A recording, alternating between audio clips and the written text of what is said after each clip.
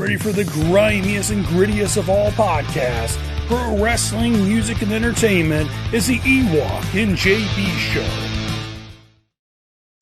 Yo, what's crackin'-lackin'? This is the Ewokk and JB Show. This is the first episode. This is the pilot, you know what I'm saying?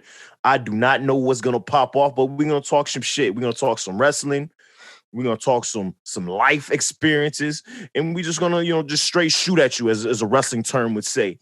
And we also got a great guest on here tonight, my homeboy, my brother. I can't say no other words because I don't want to offend nobody. Mr. Triple D Drake Dixon. So first and foremost, how you doing, Mr. John? How you feeling? Ewokk, man, I'm doing good, brother. Just another day in the office, man, here at the World of Chicagoland, taking care of some stuff and get ready for a big June 12th event that we got coming up at the American Legion 451 for you fans there at home. Go to ChicagolandChampionshipWrestling.com, get those tickets. Go see Ewokk do what he does best, which is beat some asses and tap out some cats. And, you got J-Cross they'd be wrestling on that night. And, man, that's going to be a smash mouth, a physical contest without a doubt between you two guys. Yeah, everybody wants this belt. It's a pretty-ass belt. Everybody want it. J-Cross, he is a legend in Wisconsin. He's well known in the Midwest scene, and I'm happy as hell to get in the ring and fight this dude. You know what I'm saying? Like, he's way bigger than me. I lost mad weight during this little COVID season, but I'm ready for it. I could climb some mountains. I could beat up some cougars, beat up some bears. I don't care. Come on, let's get it. Let's get it cracking. Yeah, man. Yes, that's gonna be a great matchup. So what's been going on in your world, man? I know you've been training every single day. Seems like you've lost a amount of weight, but the thing is, you're not doing like weight loss, like get skinny. Like, you're getting shredded. Yeah. Like, I see those gym photos, man. I'm like, dude, you're looking great, man. Honestly, you're killing it. Yeah, I'm just hitting the gym heavy. I do that about four times a week, and then I try to make sure, like, especially during the winter, I see the ring at least 2 times a week. You know what I'm saying? I gotta stay fresh, gotta stay sexy. You know what I'm saying? Like, I'm 2 years in the business, and I feel like that is a big mistake that a lot of young wrestlers make after they're like graduated, their respective schools. They just stop training at all. You know what I'm saying? Like, yeah, COVID, I believe, like, has wiped out this. I think in a year and a half, I have not seen actual Chicago wrestling. You know what I mean? Yeah. And then I'm pretty sure a lot of these guys still wrestle in Wisconsin like myself, and wrestle in Tennessee like myself. But there's still a huge chunk of dudes that don't wrestle at all. So, like, it's just like, get that ring rust off. You know what I'm saying? Either hit the gym, find a boxing gym where you could run the ropes, take some bumps, or do something, do some rolls, man. You guys got to stay fresh, bro, because the first time you assholes get in the ring and you hurt somebody, that's on you. You know what I'm saying? And like, you should have seen the ring before that.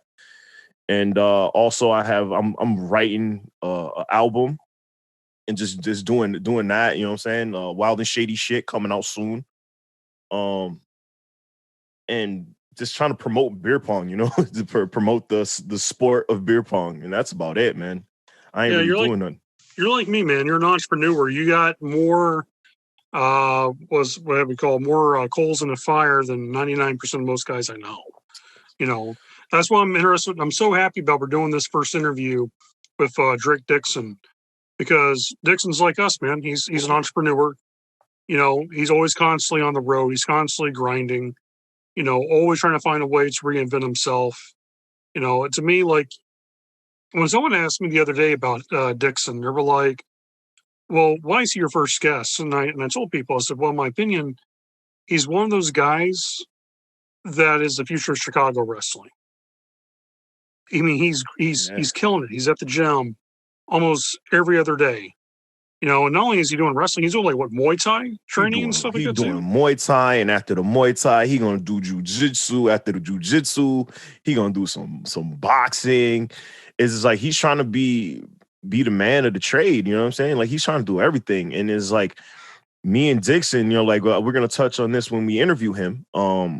Me and Dixon started the first day. Like we started our first days together. Like my backstory, I wrestled over a decade ago, and I couldn't cut it as an 18-year-old, a little bit too cocky and whatever.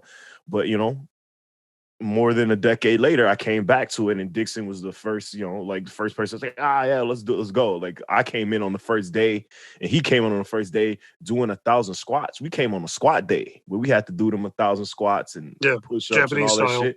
Yeah, and then like when Dixon came in, I was like, I'm the athlete. Dixon ain't the athlete. Dixon at the time was overweight. I was overweight as hell too, but at the same time, I'm the athlete. I'm coming from pro lacrosse, and I almost quit.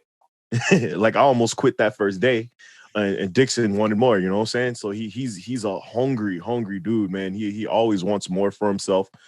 He's also the Black Wrestlers Matter. He's my commentating partner. Yeah. And we killed that. We were thrown into the fire. That we ain't never commentated nothing, but it's just like we're just good talkers, man. Like vibe out. I watched that the first event for Black Wrestlers Matter. Mm-hmm. And you guys were absolutely entertaining from bell to bell. Like, and it is not blowing smoke up your butts by no means. As is being serious as a guy who did commentating for TV. Yeah. Like, you and Dixon literally made every match matter. You made everything you guys talked about had a point, and you guys were entertaining on top of it. And it's so hard to do that with commentary nowadays. So many commentators in wrestling today want to be like so serious about everything that you can't have a relaxing break with it. But what you guys did, I like, because you guys did, you took the seriousness of wrestling, but you also put a little bit of humor with your jabs at each other and some of the stuff you talked about, and it was great. Yeah. I mean, you guys did a great job. And then shout out to John West for that, because he just straight up threw us in the fire. Like he just, like, when people, especially promoters, if a promoter comes at me and is like, yo, Dez, you want to be a commentator? Damn, he's giving me a spot on the show. But some other people would say, no, I don't want to be a commentator, or I don't want to be a ref. It's pro wrestling. Like, you don't, sometimes you don't know your path in pro wrestling. Yeah. So sometimes the path in pro wrestling chooses your ass. And it's like, if a promoter wants me to be a goddamn referee, I'm gonna be a referee. If he wants me to be a cameraman, I'll be a cameraman. You know what I mean? It's just like we all on the same level, goddammit. Like for real, we all on the same level. We a lot of us ain't on TV yet, so you got to roll with the punches and get where you need to be. How you get there? You're still in the wrestling business, so chill with that dumb shit, I'll give you an example of that. When I first broke in the business back in Florida, I was trained, to do different things. My first job was actually ring announcer, and then I learned to do commentary, and started training to become a wrestler. And when I moved to Kentucky from the job transfer that we had, the first company that I actually had a position with, I asked the promoter, I said, well, what are you guys looking for? He said, well, we got enough wrestlers. I'm like, okay. Referees? Yep, got enough referees. What happened was their play-by-play man left. So they were looking for a new lead play-by-play commentator. I looked right up and like, yeah, you know what? Let me give you a little bit of what I can do. And I did. Give him a live audition. He liked it. Hired me right then and there that day to do the job. And was on TV for 2 years, doing play-by-play commentary, studio wrestling for SCW on television. WOBZ TV 9, we were the opening show for Ohio Valley Wrestling. Oh, shit. Yeah. And did that for 2 years. But what I took from that was, okay, so learning to do play-by-play, but also going backstage, spending time with guys like Jim White, who helped train and mentor Jerry Lawler, worked with all those territory legends. He was a territory legend himself. But Jim would actually teach booking and teach booking 101 and explain why certain angles will work and why certain things don't, why you have to listen to the fans. Not the smarks, but just listen to them. Like, watch a match. And sometimes you don't have to watch it. You can listen to it in the back and tell if the match is getting over or not. Yeah. And he always said, he's like, if you know they're not getting over, scrap it. Because if the fans ain't buying it, no matter what they do, they're not going to buy it. Go back to the drawing board. So many companies make that mistake. Oh no, we'll force it on them. They'll accept so and so. If fans ain't accepting it, they're not gonna buy it. Yeah. You know. And so yeah, I mean, I agree with you, man. So many guys on the independent level. I did a podcast the other day for Rewind Wrestling Podcast. Yeah. Shout out to them, by the way. They do a really good show. But they were asking me, what's one of the big problems with a lot of guys on the independent scene? And I said, there's a lot of pro wrestlers that don't want to become utility workers. You know, they don't want to carry the referee gear in their bag. They don't want to have a suit in a fancy suit bag, you know, to be a ring announcer or a commentator that night. And that's what I love about you, Dixon, and a handful of other guys that we kind of run with, that we all have that knowledge of whatever needs to be done, I'm your guy. Yeah. And that's how you get your foot in the door of more companies than anyone else. Seriously.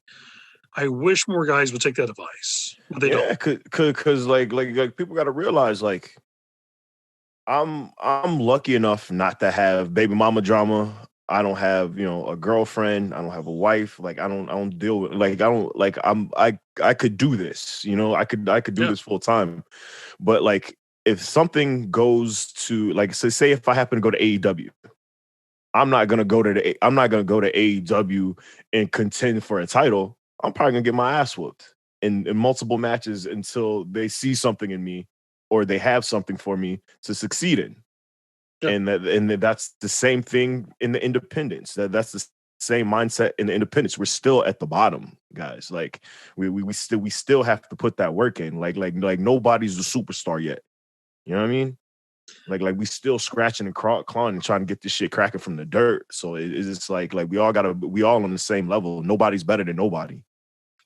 Another thing too, I always think about this, and I haven't seen this done a lot up here, but I know back home in the South, a lot of wrestlers will actually have different gimmicks or different characters that they'll have. So I remember one guy, his name's Mike. He wrestled as the average white guy. Was that the name? Yeah, the average white guy, Mike Reed. That's dope as hell. Yeah, man, dude. Yeah, Mike Reed's and shout out to Big Mike. But Mike's such a badass worker, man. So with like the average white guy gimmick, was that like I'm from the city. I'm the city boy. So like let's picture like average white guy like boat shoes and khakis and shit. Country, yeah, exactly. Yeah, the country club, tennis sweater, you know, and he would try to do technical wrestling, but he would always fight the brawlers, and the brawlers would whoop his ass, you know. But then he would turn around and he would do a mask gimmick like 2 matches later, and would be a totally different character, and you would never know it was him. And he would work, I swear to God, I've seen him work 2-3 times a night. And he did that for years and would get double pay from the promoter because he would do double duty. And dude, he would wrestle different styles against different opponents with different work styles. And I would sit back, and I was still to this day, me and him were still best buds. But I would always tell him, I was like, man, you inspired me. I was like, watching you go out there, wrestle 10 minutes and do a straight up comedy match. Not comedy like making a goof of the business, but good comedy. Yeah. And then turn around and do an old school Southern brawler match, fight all over the building. Yeah. And then come back and do lucha libre and technical Japanese style wrestling and tear the house down. Yeah. And all in one night. And I'm just like, worker's worker, man. You know, and straight up. I love, like, after a couple weeks ago, I actually wrestled in Tennessee, Union City, Tennessee, for a promotion named Quality Pro Wrestling. That Southern style is like, I love it. I'm in love with it. Oh man, like I want to wrestle more in the South and wrestle that style, because it's just I wouldn't say it's like so easy. Like, pro wrestling ain't easy, but it's like sometimes you know how you feel like when you're in your comfort zone. You're in a comfort zone, wrestling Southern style. Yeah, I'm in that comfort, like that little King's Road, that, you know, some of that like all Japan type style. I'm very comfortable in those type of matches. I'm very comfortable with those other people. Is like, don't get me wrong, I love the high flyer guys and wrestling those guys, but it's just like, I just feel like that's where I need to be sometimes, like wrestling most of my matches, because like I'm in love with it. what I love about old school Southern style wrestling is it's a lot of people just think it's like just like straight up punches and kicks, but they have to think the most realistic thing you'll ever see in a fight is a punch to the face and a kick, you know? And so like you see that. But what's what I love about the South is you'll see like crazy gimmick matches like the Tennessee Chain, Dog Collar, you know, all the street fights, all that stuff that came out of the South back in the days. It's the best way I can explain to someone who's never worked in the South. Southern style is all about storytelling with snugness. Like some of the dudes from the South are ultra snug, but you want that because those fans want to see a fight. They want to see someone get their ass whooped, you know, and yeah, man, when you told me he was going to Tennessee, two things up my head was, man, you're either going to cause a riot or you're going to fall in love with it down there. And I knew when he came back up, I was like, yeah. Bro, I fell in love with that shit, bro. Like shout out to Quality Pro Wrestling, Jay Maddox. I'm wrestling a lot of Jays this year, Yeah. but like, sign. yeah, no, I just love it, man. Hopefully in the near future, I'm out in the South, just out and about, just chilling, you know. But it's I don't know. I love it. I love that old school style, man. That's what I want. That's what I want more of in wrestling.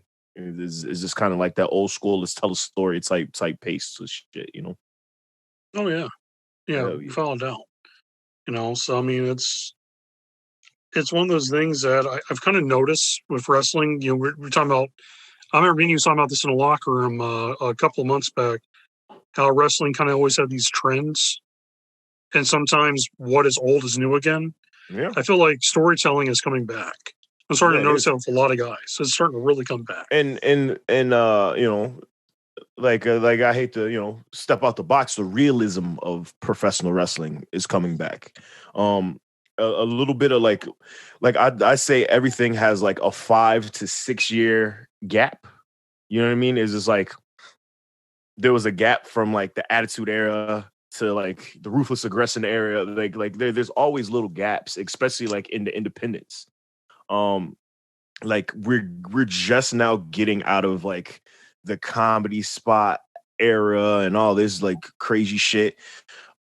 Now like you got the blood sports and like you see like copycats of the blood sports, but it's just still it's still like edging towards the realness of like year one pro wrestling, what pro wrestling used to be. Like it's not supposed, you know what I mean? It's just like you're starting to see a lot of like catch style wrestling. Yes. You're starting to see like guys were kind of like reminding you like the bare knuckle like boxer types. Yeah, like you know? I don't know if like if you're watching this, I don't know if anybody knows what pancreas wrestling.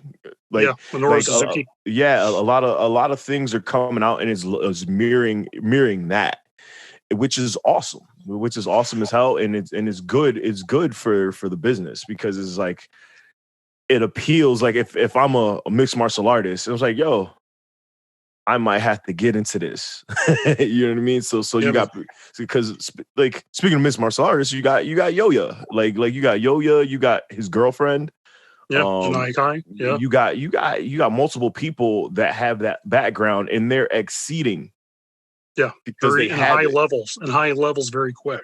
Yeah. So because they have that realism and there's higher ups that see that. And there's higher ups that know that there's a change coming in professional wrestling. So it's just like you gotta start looking at some old tapes or something.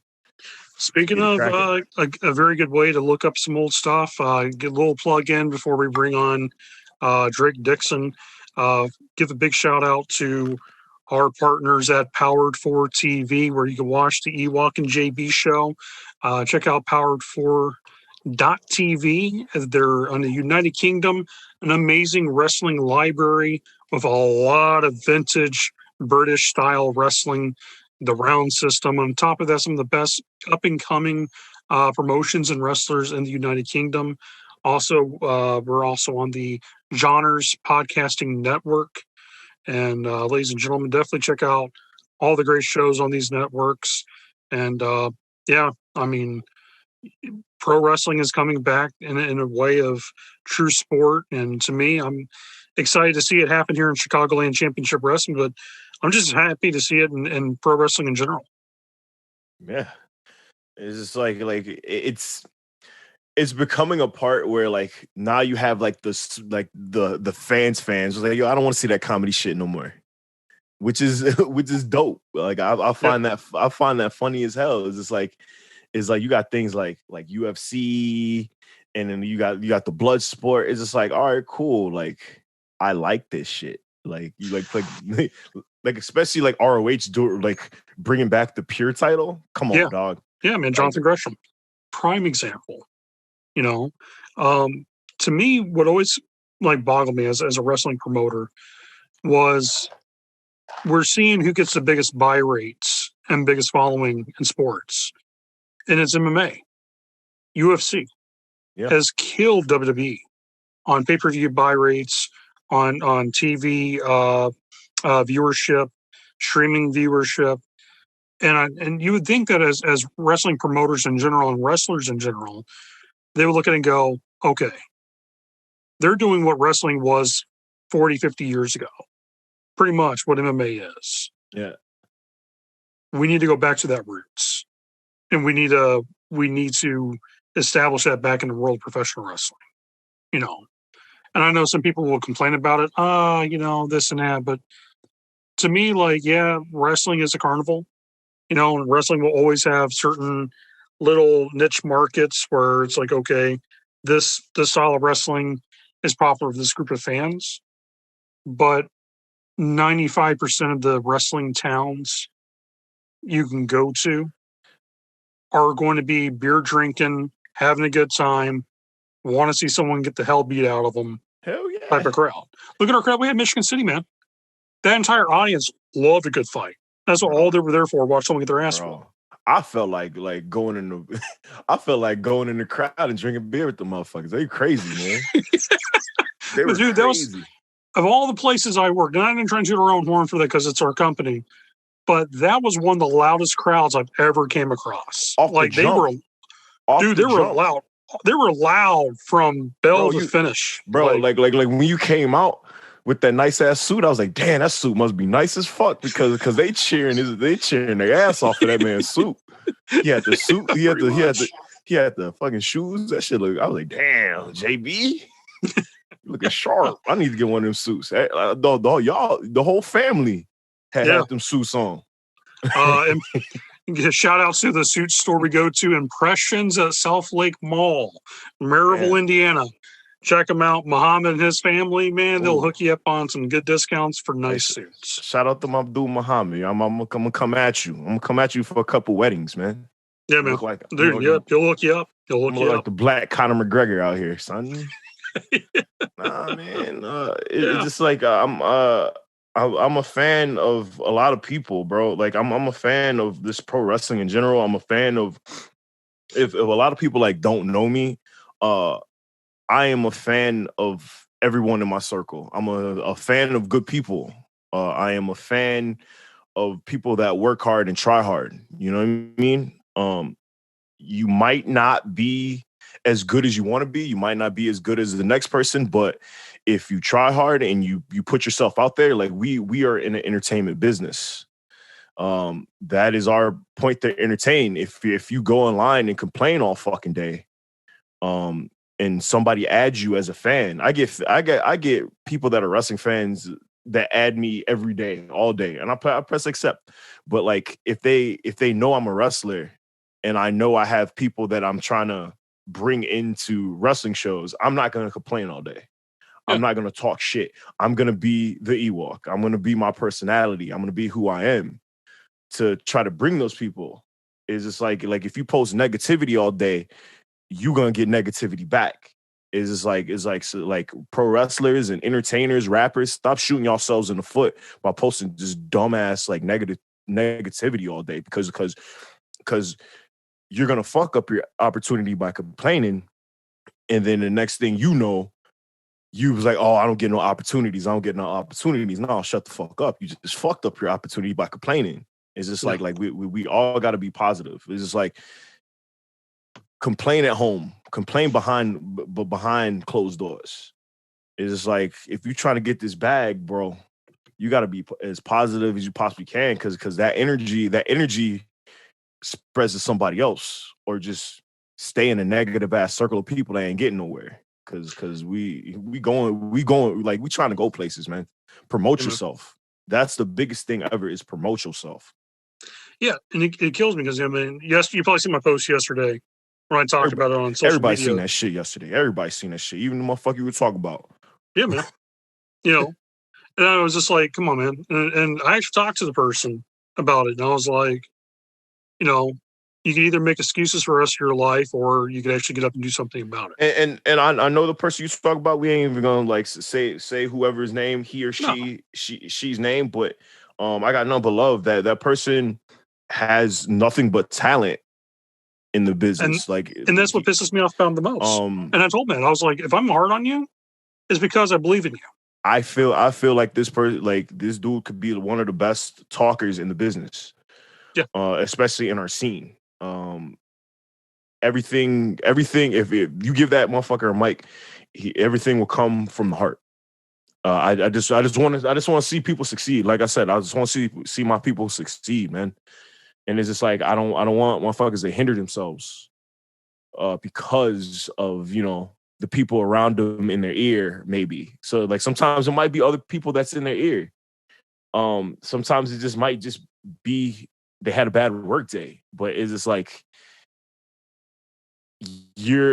people give you opportunities for a reason, because they see something in you, and they're not gonna give you more of your opportunity. You have to add on. You have to build the blocks onto opportunity. You got to build a bridge, because you give me an opportunity, I'm still gonna build a bridge to the next opportunity.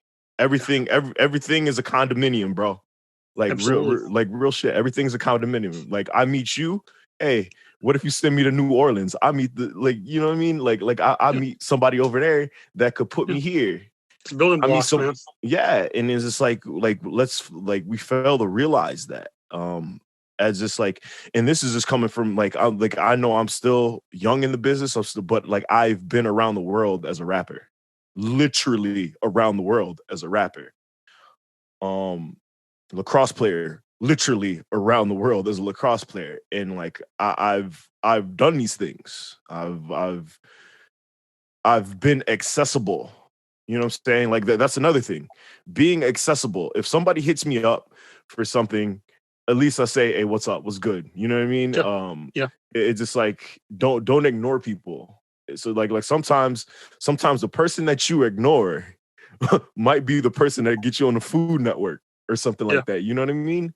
Absolutely. The person, it's like, I try to be open to everything. Like even if 9 people ask me stupid ass questions all day, it's just like, I still have to accept them.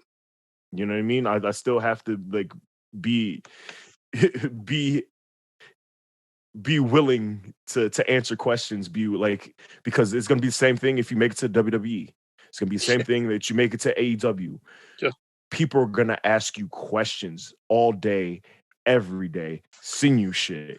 Because what a lot of people tend to forget on the indies, if you go to something like, say, WWE, and definitely when they were doing the house show circuits, they would have wrestlers go to all these radio stations in the area and do live interviews and plug the shows and go to events and give out tickets to different charity groups. So you have to be a people person to really be successful in this business, definitely if you want to get your name out. Yeah. Because you work for those big companies and they say, hey, we need you to go to Detroit, be on 105, whatever, FM, 7 o'clock in the morning, plug away the show, make people know, you'll sign some autographs. And you think, no, I can't do that. Nah, what do you want to do? Hey, other guy who's been wanting his spot. Yeah. You want to do this? Absolutely. All right. See ya. Don't need no more. Go back. It's like, hey, we need you to go to this cricket in the shittiest neighborhood ever in Illinois and sign some autographs for 4 hours. I ain't doing that. Oh no, you doing that, motherfucker. Like, you want to get paid, right? Yeah. It's like, we are all entertainers. It's an entertainment business. It's business. Like my lacrosse mentor said, Brian Larson, shout out, you know what I'm saying? Uh if you're in semi-professional lacrosse, be more of a pro, less of a semi. Less semi, more pro. You know what I'm saying? The same thing that goes to independent pro wrestling. Like it has pro in it. You know what I'm saying? Like be professional. Stay professional. You know what I mean? Like don't get me wrong. I say some wild ass shit on online and whatever, but that's me. Like if you've known me or you just had a beer with me, drink with me, eat with me, I'm this shit 24/7 all day. This ain't no gimmick. This is like that's me. You. Yeah. And like people say, oh yeah, oh your wrestling character is you times 1,000, bro. I'm already times 1,000. And this is every day. You know what I mean? It's just like we got to start tuning into ourselves as wrestlers, as entertainers. It's just like let's start being real with ourselves, man. Like put yourself out there. Put yourself out there. Like there's people that play like I'm stealing from other podcasts right now, but like there's people that play wrestler and there's people that actually want to do this. You know what I mean? So it's just like we gotta, as coming from a person 2 years into actually wrestling matches, be you just just balls out to the wall, bro. Like everything, you forget everything when you're in that ring, even when you're training. It's just like if you really want this, you like fuck everything else, you know?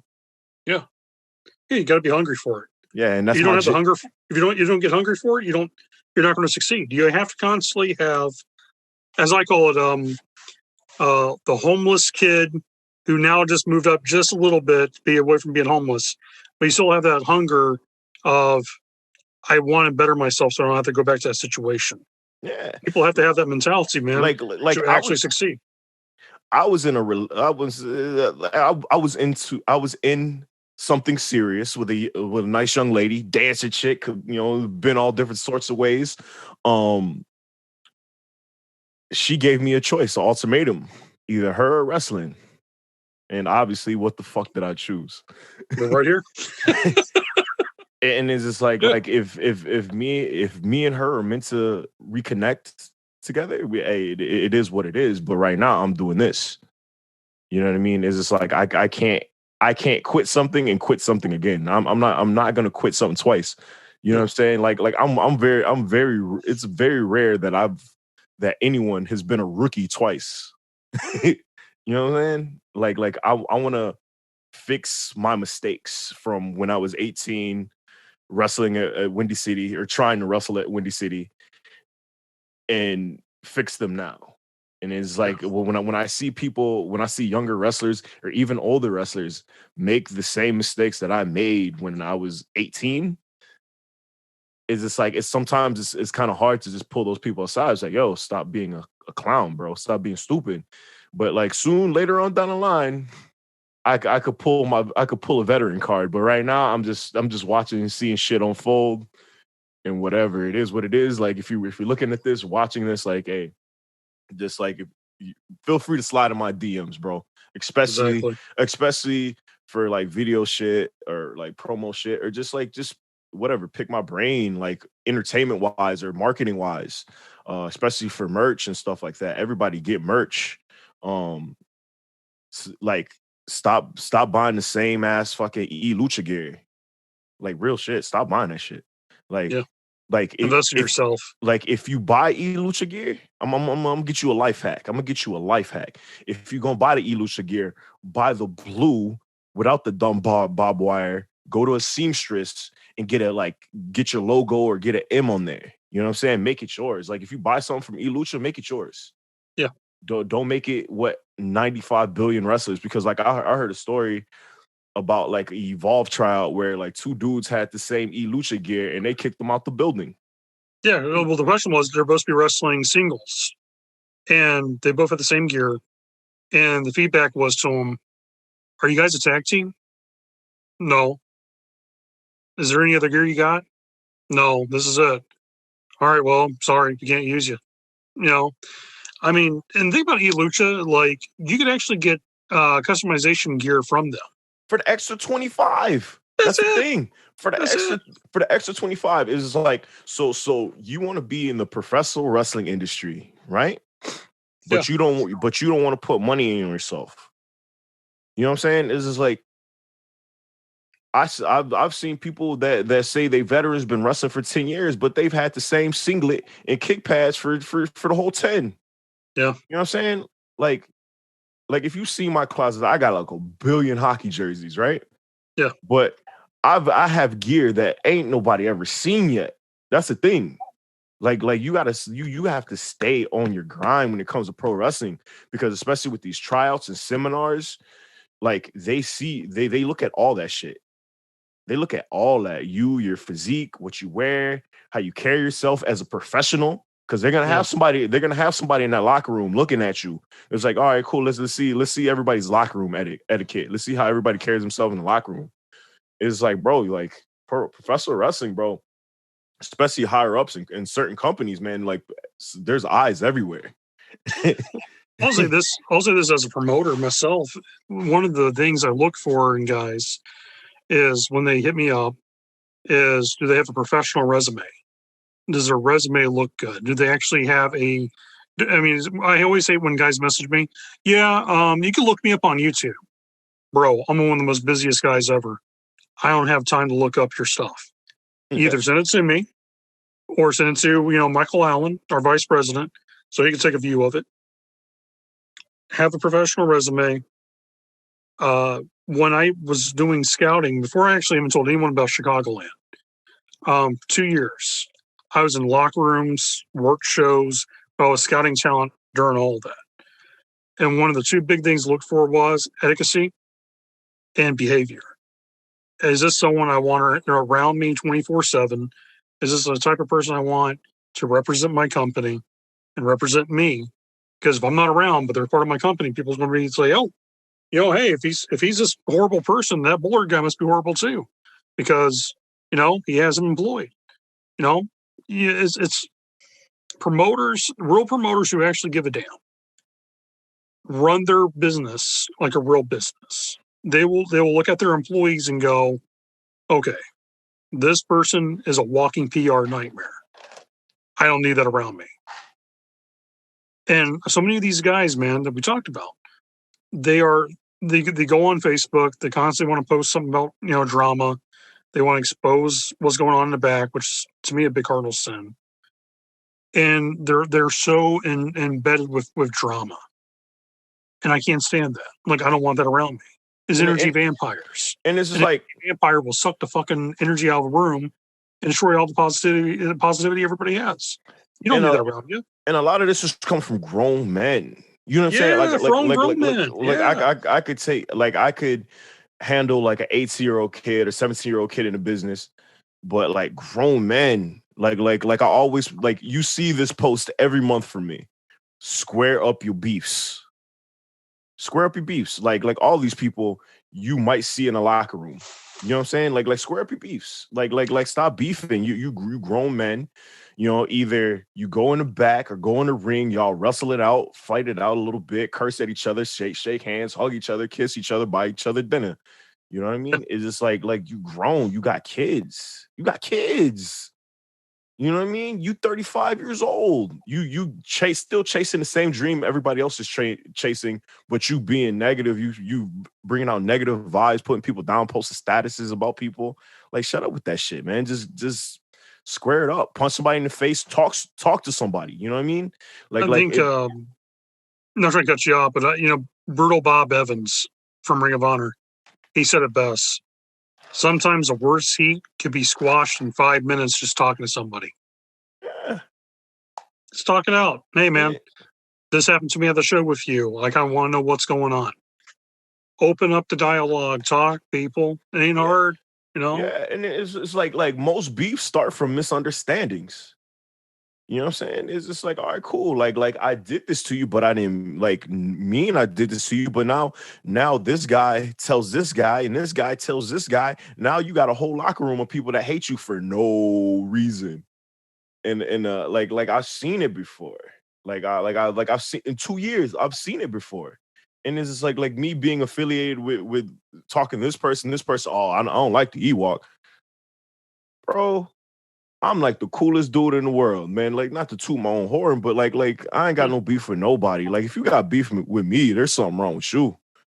You know what I'm saying? It's just like if you got something to say to me, you say it to my face. Cause like, you know what I mean? It's just like we grown men trying to catch the same dream.